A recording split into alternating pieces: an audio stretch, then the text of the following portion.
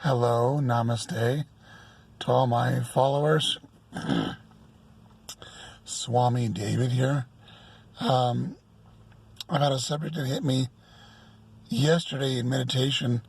I'm always chanting on my bus or opening my heart center or some spiritual exercise because I've got lots of spare time. It's a perfect way to do sadhana, and it's a perfect job for me. I remembered, I knew this, and I've always known the truth of it, but how does it apply to our lives?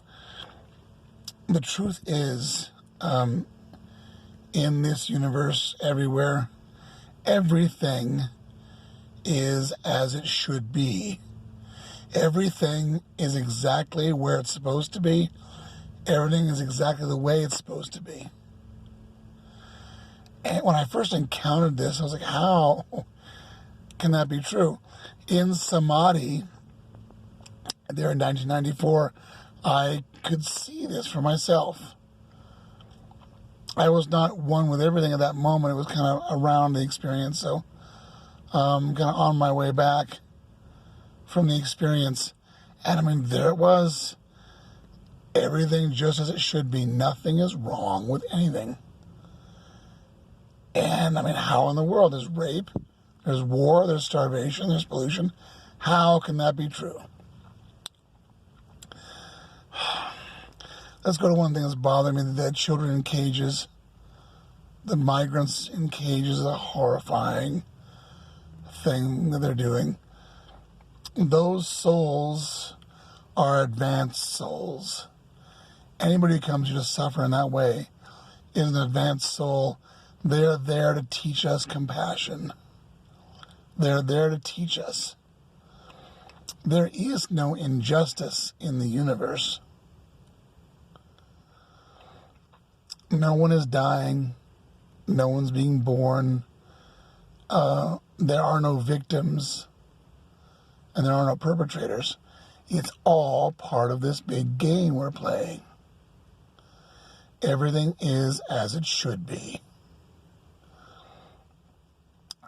Therefore, I can understand, why the great gurus just kind of tune out of life and just, give talks and talk to their disciples, and that's kind of it. Why should you do anything else, if that's true? One aspect I want to talk about before I go into that.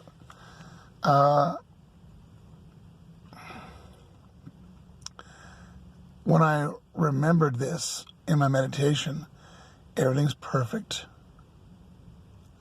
Everything is as it should be. There was a wonderful, powerful feeling of peace that came over me. I didn't have to try to fix everything in my life. I could embrace it instead. I can embrace it fully, just the way that it is. By the way, I offended Hare Krishna with that remark. I said, embrace yourself the way you are. And oh man, he didn't like that. He's like, why would I be motivated to do what I do? Why would I change anything? Why bother? He got mad. So I no longer really hang out with the Krishna people. They are fundamentalists of a certain type. And they're not about awakening. They're about the one supreme personality of Godhead. So, enough about them. The peace that took over my body and mind, I realized that once I knew again that everything is perfectly fine, the ego had no more barbs in my soul, no more ways to tug at me. That's what it does all day. Oh my gosh, this might happen. Oh my gosh, remember that? What happened? Oh my gosh, in the past, in the future, always tugging on you because it makes you think you have to fix everything. Makes you think that whatever you're thinking is important. And once I settled in my realization that all is as it should be, that is the literal truth, from the highest perspective, not from where we live our lives day to day. And then I was just quiet. I wasn't even chanting. I was just super quiet. My mind had no thoughts whatsoever. Didn't need to. It was an amazing thing. And I'm just embracing that every day. There is nothing wrong with anything. I was angry today. I had a customer in my van, or my bus, rather, who was rather bothersome from an ego point of view. And as opposed to resisting, although I did do my exercise, I'll talk about that in a future video. You're Krishna, you're God, you're the one being disguised as this person who is irritating my ego, showing me where I need to do work. This is true. However, I also decided to embrace my irritation as opposed to try to push it away. I fully sat there in my bus driving this person, and I was like, you know what? I embrace and love the anger and the irritation that I'm experiencing because of your presence. And it sounds backwards, but once I really honestly did that with my heart, it just vanished. The anger just went away. I want to say my ego could no longer use that as proof that I'm not worthy for even thinking things like that. That is a very key thing. We must not resist what is. Whether I'm upset, whether I'm sad, what it is. We must not become entangled in it, but observe it and embrace it and love it if we're going to transmute those things into higher consciousness. I think that's all I had to say today. I had another point and it went away. I got to start writing these things down so my next talk can be more coherent than this.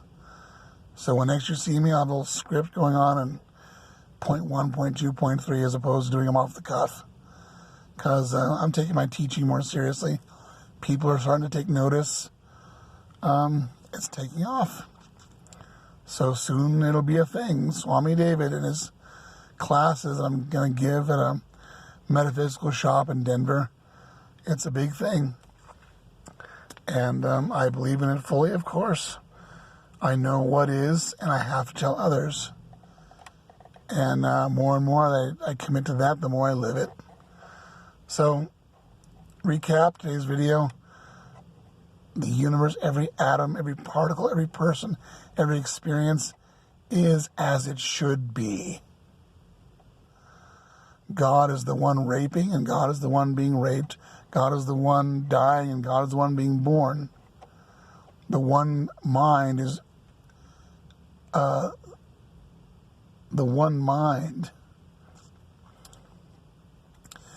experiencing all these things in this grand game called life. So don't worry. Take action in your life. The spiritual path is full of paradoxes. We must take action. We must stand against what is going on in our country. We must stand for love. We must make an effort to love another person. We live in our bodies in the world of duality. We don't want to become part of it. So don't forget that it's an apparency. It's an illusion. And play the game and don't forget who you really are. Namaskar, my people. Talk to you next time.